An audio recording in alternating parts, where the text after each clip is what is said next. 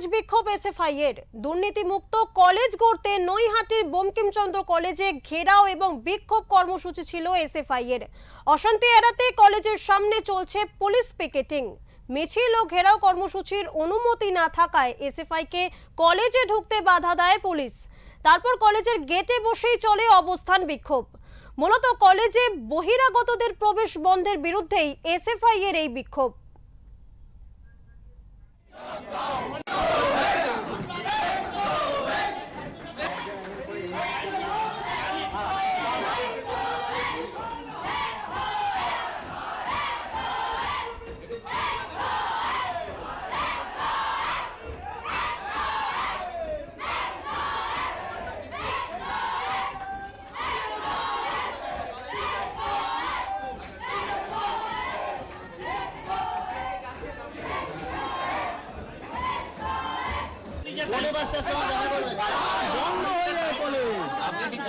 RBC কলেজের ভেতরে এই ধরনের একটা অপরাধ চক্র দীর্ঘদিন ধরে তারা তাদের কাজ কারবার চালিয়ে যাচ্ছে।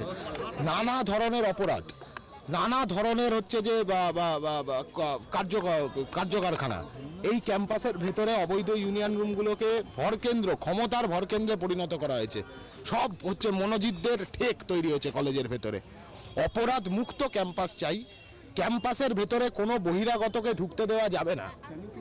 বহিরাগতদের জন্য নো এন্ট্রি ক্যাম্পাসে। এই বাম শাসনে তখন এসএফআই এর যারা প্রাক্তন তারাও চাকরি করছে। কোথায় একটা ঘটনা দেখাতে পারবে? আরে কলেজে পোস্টার তো তৃণমূল এখন একাধিক নানা ধরনের পোস্টার তৃণমূল নানা জায়গায় ফেলতে পারে। তৃণমূলের পক্ষে এখন সব থেকে যেটা ভালো পোস্টার হতে পারে সেটা হচ্ছে তৃণমূলের সবাই চোর, টিএমসিপির সবাই চোর, সব মনোজিতদের বিরুদ্ধে এসএফআই গোটা রাজ্যের ছেলে মেয়েদেরকে নিয়ে একত্রিত করে ক্যাম্পাসে যাচ্ছে। কালকে ঘাটাল কলেজের ঘটনা তো দেখেছো তোমরা। গোটা রাজ্যের সমস্ত ক্যাম্পাসকে এরা অপরাধ চক্রের ডেরা বানিয়েছে।